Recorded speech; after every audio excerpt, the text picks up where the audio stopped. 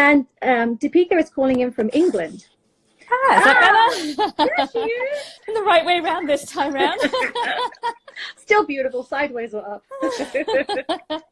Oh, welcome. How are you? I'm great. How are you? I'm good. Haven't seen you in years. I know. I was just telling everybody, I was giving them your website information, Okay. anumi.com, and your Instagram. And I was just saying that we actually met at a wedding. No. At Brittany Daniel's wedding. Yes, it was. Ago. Yeah. And she married Adam, and I heard this British voice. But actually, the interesting thing about how this all ties in with weddings as well is Brittany had said to me about 2 weeks before the wedding, she said, I want you to put into the timeline 20 minutes because I need to talk to my friend Depika. She said, and I just need half an hour, 20 minutes just to be with her. And I was like, well, that's interesting. I've not had that before. And I'm like, can you tell me why? And she started to talk about you and how you were going. And I would love to know what you said to her. I know you but I know that you helped her stay grounded and Adam stay grounded before they went down the aisle so that they were really totally present. And I thought, this is wonderful. Yeah. And I just know that you made a huge impact and change on her. So yeah, tell me all about, tell me how you started. Let's start from there, my goodness. We'll go back. Well, I'll tell you where I started. So it's probably about 10 years ago. And I come from a corporate background, very technical. So I never believed in anything that was positive mindset or energy healing. I just thought it was a little bit woo-woo and a bit out there kind of thing. Yeah. So I think on my own journey through burnout, I found that, there must be something more to life. So I just started exploring. And I realized that I had this, through my exploration, I started reading some more positive stuff like Deepak Chopra stuff and all of those things. And I found that I was naturally intuitive. So I could sense people's energies. I can sense what they're feeling. I can sometimes feel and hear what they might be thinking, which is a bit strange. Wow. But part of that came through was the fact that I'm an empath, so I can feel people's, I think we were having this conversation a little bit the other day. Yes. What's the difference between an empath and an intuitive? I'm going to see if I get this right. I'm not sure if it's right, but from my point of view, an empath is someone that feels other people's feelings. Yeah. Right. And and you tend to carry it. So the key thing about an empath is to know who you are and what your energy feels like. And then being able to distinguish, okay, is what I'm carrying mine? Is the emotions that I'm feeling and carrying, is it mine or is it somebody else's? Mm-hmm. And I think that's one of the hardest things as an empath that we need to do. Otherwise, we just carry everything and we're like sponges. So we absorb everything. So people feel good around us, but then we end up being drained. And people try and steal our light, don't they? Don't you find that? Sometimes people try and drain us. Yes, if you don't have boundaries. Yes. So as an empath, I'm not good at that. As an empath, it's really, and it goes into relationships as well, to have boundaries. And so the only way you can have it, that's okay. This is live, so we're just going to go with the flow. Give them a moment. It's live. So when you get to know yourself, you're more able to have better boundaries in place as well.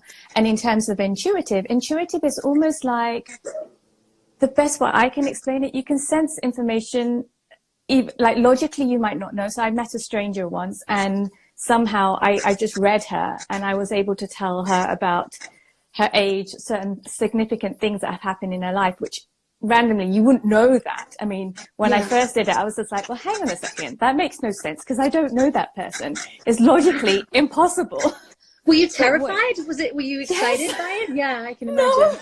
I think I was more freaked out than they were. And then I went on a course in New York, actually in 2011. And I did it a couple of times and I got a lot of friends from that course. And again, I just freaked myself out. I knew things about someone being divorced, having 2 children, exactly what they look like. And I think I got more freaked out than they did. They were like, oh, tell me more about me. I'm just like, I don't know. That's incredible. Yeah. Wow. So then and that just grew. Yeah.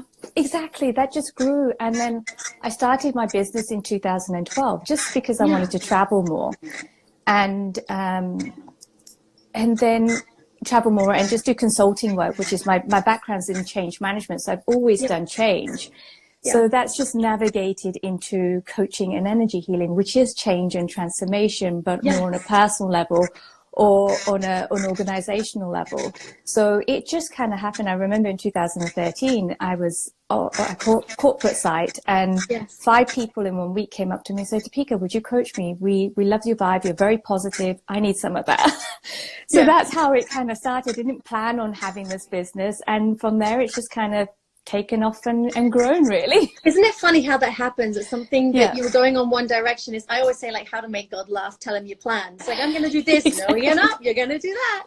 You know, and then it comes from like helping people, and the feeling that gives you when you help all these people and you see them make all these transformations, and it's a beautiful feeling for you. It's like me when I do my weddings, when I help people put together this dream vision for their life. It's it's just like this warm glow comes through me, and I get the goosies, and I'm sure you get the goosies. And you see people succeeding, because I know you go into big businesses as well, and you help people structure and change and grow, as well as people on a one-to-one. Yeah, and I've done some couples work as well, so working with couples as well, which is very, very interesting. And it's a completely different dynamic when it comes to that. And and talking about leading on from couples, I know that one thing that we wanted to talk today about is because of everything that we're going through. People are home from work, they're together 24/7. They probably haven't been together 24/7, and then bring in the kids for maybe many years, or maybe they're newly married and all of a sudden they're together. Is there things, are there tools that they can do to help them get through this situation without killing each other?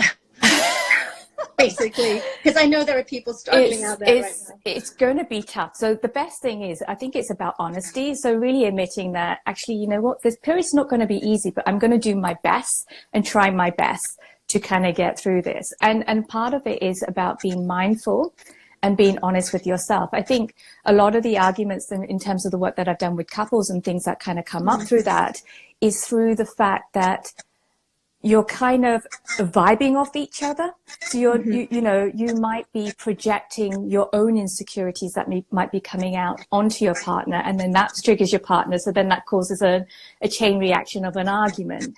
So the key thing is, especially when you are all hunkered down together, is finding creative ways to create space, right? So physical space, mental space, and emotional space. So it's almost like, so if you've got kids, it's maybe as partners, you take it in turns of who's seeing the other kids. So you've got some me time.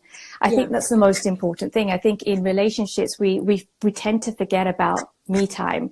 And without the me time, we kind of lose sight of the mindfulness. And then all we're doing is we're either projecting whatever we're feeling inside of us that we're unable to deal with to our partner, then that triggers the partner. And then whatever's been triggered in the partner, he or she then projects back onto you. So then it's just a back and forth.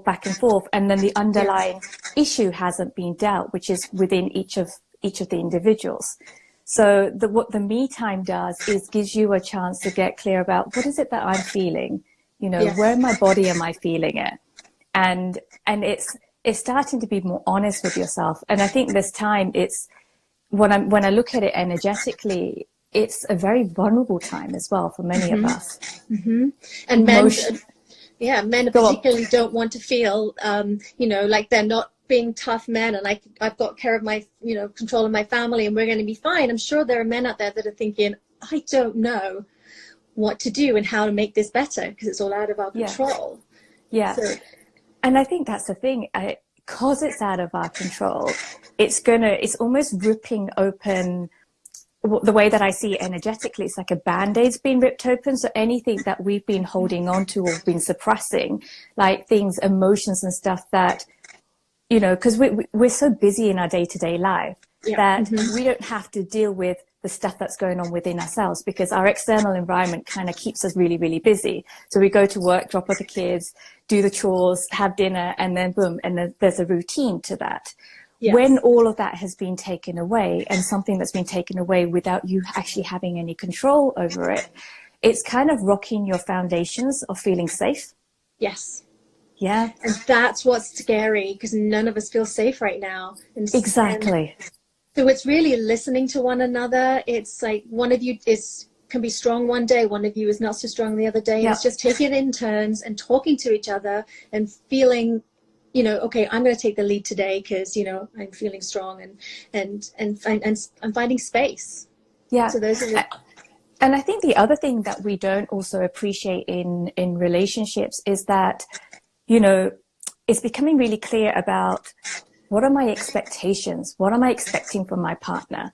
You know, there's conversations I had with some of my girlfriends and some of my clients where they expect their partner, their male partner, to take care of the kids in a particular way, right? Yes. But that expectation hasn't been communicated, Yes. right? So then what happens, you get this passive aggressive behavior where you're kind of mad at your partner. The partner can feel that you're mad at them, but you're unable to communicate them. And they're trying their best to try and fix things for you. But yet whatever they do is not good enough. So then that creates a whole nother level of chaos. So as an individual, whether you're male or female, is get really clear about what are you expecting from your partner in terms of how you want them to behave, what do you need from them? Yeah. So and maybe when that's a need when they have to sit down and say, right, this is ahead of us. This is how I feel. And they have a come to Jesus moment where they would not have had that conversation, but maybe this is what they need to do. Sit down and have that conversation so that they can go forward. Yeah. And it's having that conversation, but also going into that time, which I call me time, and getting clear within yourself, because sometimes you can have a conversation, but you may not know the answers because you don't know what they are yourself. So it's sometimes what I've seen with a lot of people, which is, you know, this whole period, it's really going to push us to raise our level of self-awareness. We're not even aware that we have these expectations. So sometimes it's just as simple as say, what are my expectations? What do I expect from myself? What do I expect from my kids? What do I expect from my partner? And it's okay as well to not know. Exactly. And I think that's where we have to be kind to ourselves, because it's okay to feel scared. It's okay to be anxious. It's okay to worry. We're worried about money. And I think a lot of conversations that are happening in the house as well, kids are hearing parents talk about money. And so kids are now going to be feeling scared. Yeah. Is there a way that you can help couples talk to their kids so that they don't feel scared and they feel comfortable during this? So with the kids, the biggest thing that I've seen is kids pick up on your vibe. So even if you tell them everything's going to be okay, yet you as an individual, as a parent, don't quite feel that, they will feel the mixed messages in that as well. So they'll act out based on how you're behaving, not just what you're saying. So, you know, I think it's about being honest. It's like to say, you know what, we're scared at the moment. We're on a new territory, right? And we're going to do the best that we can do. And here's how you can help us, you know, make your bed, you know, wash the dishes, give them chores. You know, this is how you can help us. And together as a family, we'll get through this. And as long as we've got each other and we take care of each other and we love each other, we have this. And I think it's about taking it to a new level of honesty, because I think it's natural for parents to kind of protect their children, to say that everything's going to be okay. But if they're not feeling it, which I know a lot of people are not going to be feeling it, to say that, it's almost like you're lying to them. Yeah, even though it's even worse, because the kids will feel that. So it's about, how can I be as honest as I possibly can